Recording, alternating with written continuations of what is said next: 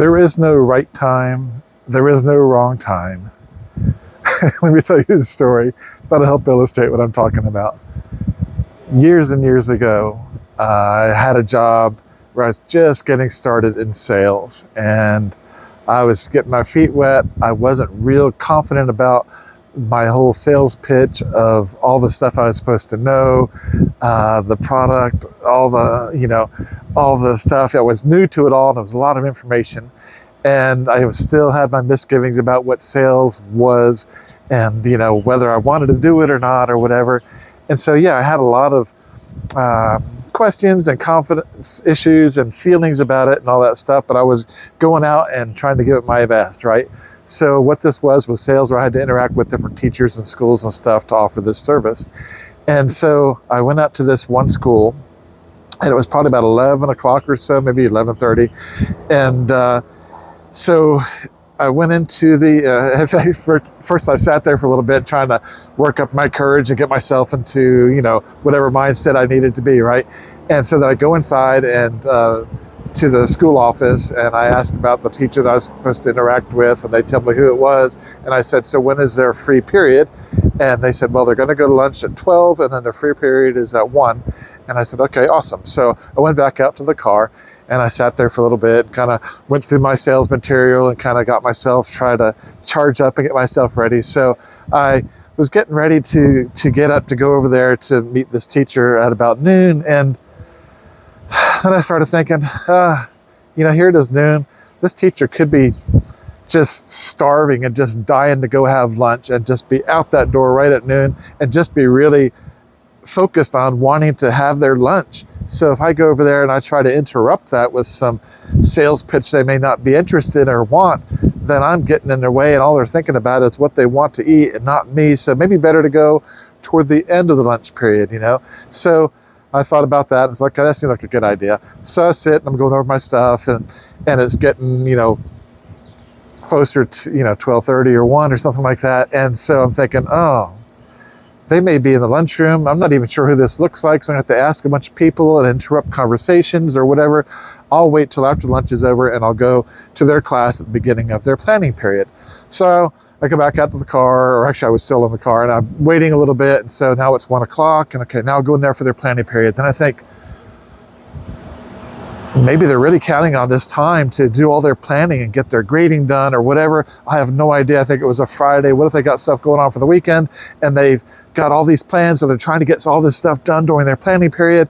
And let me at least give them time to get a lot of that done. I'll go in toward the end of the planning period. So go back over my notes and just kind of, killing time. And then it's getting, 1:30 or so, a little bit later than that. And I was like, okay, I should go out there now. But, they still got one more class. Maybe now they're getting ready for that class. Maybe they still got to finish up on their stuff, and so now that I've already started a trail of these ideas of how I'm interrupting their day and in their way already in my mind, I decided, I'll just hold off. School is out at 2:15, so I'll catch them just as school's getting out, right? So then I kill time for this whole hour during their class, that last class period. Then it's getting close to 2:15, and I'm thinking, what do I do with this? Friday afternoon. They've probably got their duties they've got there at the end of school, or they're ready to get out of there and go have their weekend. They don't want some guy coming in, holding them up with some sales pitch about something. And so I basically sat there for several hours making up story after story and scenario on what this person's day and their schedule is like, that I hadn't even met this person yet. I don't know anything about them, and I'm making up all these stories on their behalf.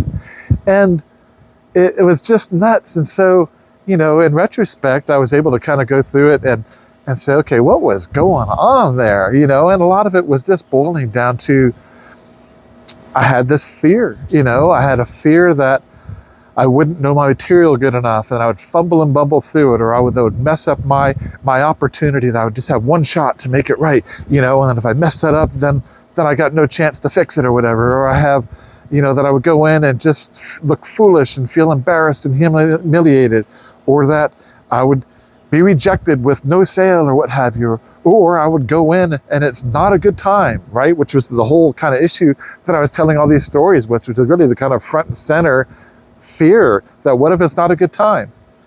And so all of these things were just fears that I could sort through and wade through. And really what it comes down to, starting with is this a good time? I don't know. I don't know. The chances are that it's at least possible that it's an okay time because it's a lunchtime or a free period instead of walking in during your class. That's probably not a good time, that one. That has a better chance of being more certain about. But as far as the lunch period or the planning period went, it's a 50-50 chance whether it's a good time. And I can't figure that out. Sitting in the car, going through all these scenarios in my brain, making up stories, I can't pull stuff out of the thin air to decide what is right and what's real and what's not. And so the reality of it is guess what? Instead of making up scenarios and trying to think of all the possibilities and deal with all those possibilities, is just deal with real life, right? Actual things. If there's an issue, there's an issue. If there's not, there's not. But I deal with it as I confront it in real time, in a real situation, right? So if I were to go in there and knock on the door and introduce myself and ask, is this a bad time? Or is this a good time? Or, whatever I would lead into that, then they would tell me if it's a bad time. And if so, I can follow with, well, when would a good time be, right? So there'd be a real situation, a real obstacle, a real something to solve or ask follow-up questions on, and I would take it all in real time based upon real, actual circumstances as opposed to just stuff I'm making up. So it's kind of funny, isn't it? Because this is something that, to whatever degree, we may do this quite often in life, and I know I have in life, and I like to think that I do it less now than I ever used to, because I'm more mindful about the fact that this is a possibility that I might do this, and I have done this plenty in the past. And so as I'm more aware and mindful and intentional about the things I do, I pay attention to these obstacles or these stories or these resistances or these, just the presence of this sort of stuff when I'm not in real life. I'm not in real time. I'm not in the present. I'm in my head.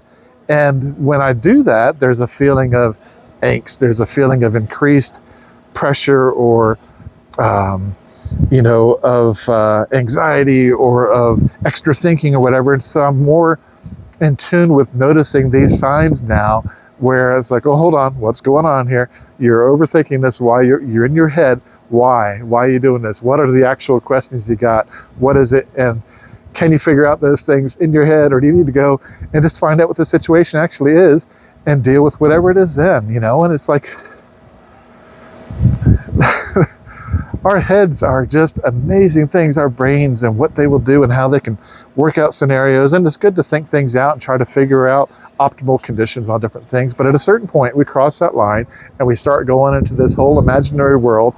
And if we start overthinking things and just creating scenarios, creating an alternate reality, essentially, then we're just playing in make-believe, right? And not even for fun.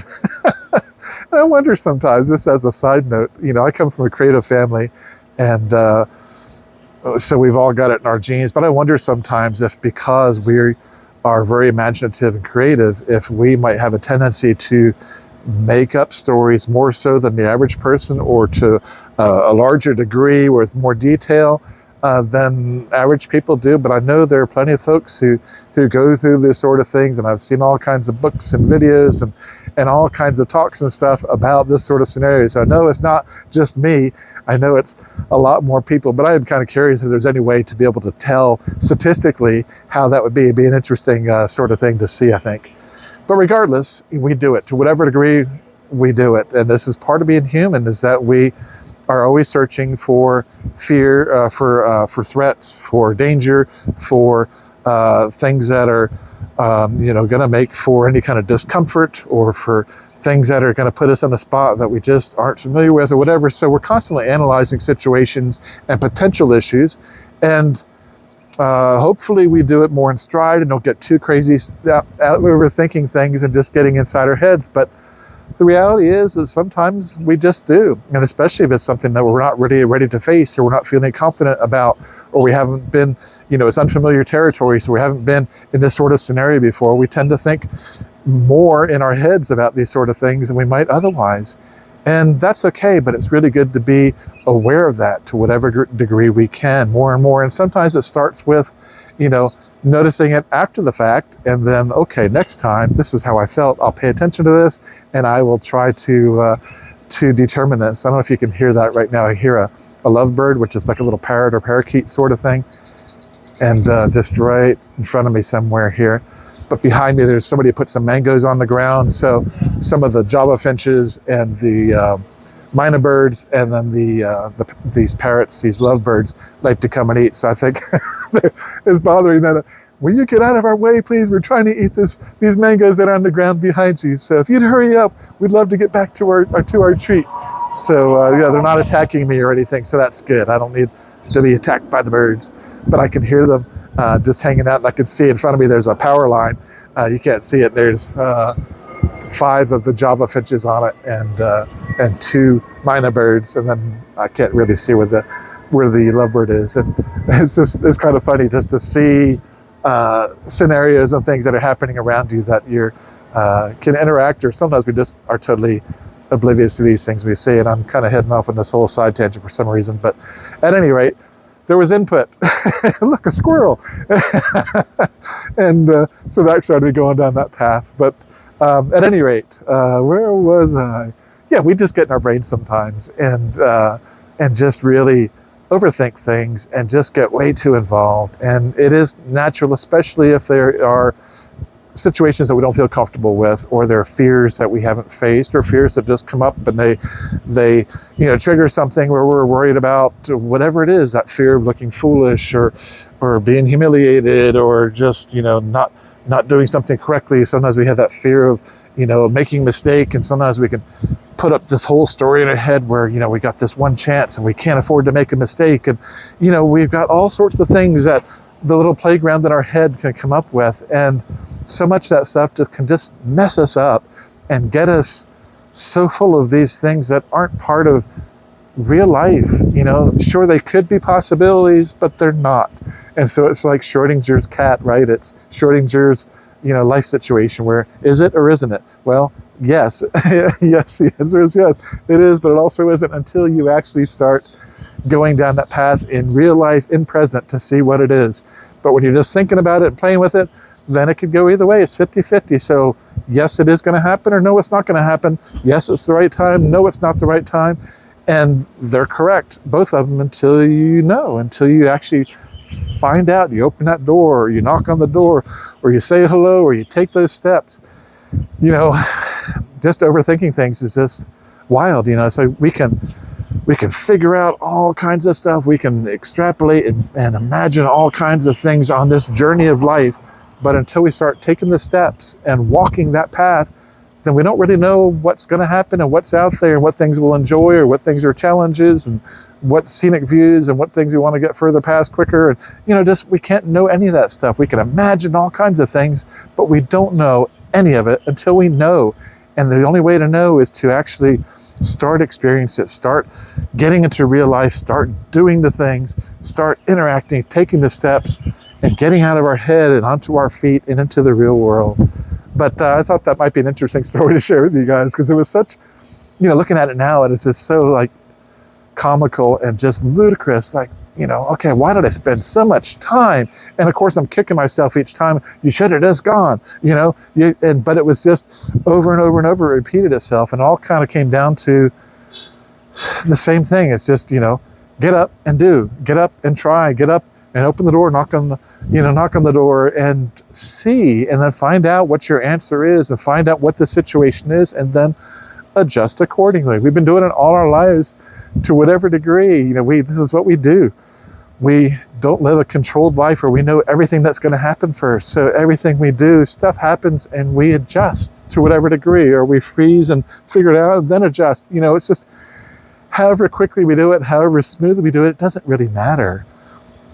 But this is what we already do. So sometimes getting in our head just is Uh, it's wild, and the more we can, get out of the habit of doing that, if it's a habit, or just notice it when it's happening, the easier life is going to be. Because there can be all sorts of scenarios out there and all kinds of things you worry about, where the outside is bad. Oh, there's a lion in the streets, whatever it is that we're thinking the sky is going to fall, until we actually know that's happening, we can plan accordingly. We can, bring some of the safety gear with us, wear a hard hat, whatever it is that we feel like we need to help gear ourselves for eventualities and possibilities. But ultimately, we got to start taking those steps and start doing it and see what actually there is and adjust accordingly. And playing in the head is fun for playing, but real life is real life, and they're two different things. Anyway, before I start going much further into just beating that one to death, I think I will stop there and just let you enjoy the thoughts of all of that kind of stuff. So yeah, it's fun to share that stuff. And sometimes I kind of hesitated at first, where this is kind of an embarrassing little story, and man, what will people think, that this guy is just, he can't brain life, he can't do it. This is many years ago, but all the scenarios, this is life. We all do this, no matter how intelligent, no matter how experienced we are. There are some things that just throw us for a loop or catch us in a spot we're not really ready for, and it happens. This, my friends, is part of being human, and it's nothing to be afraid of.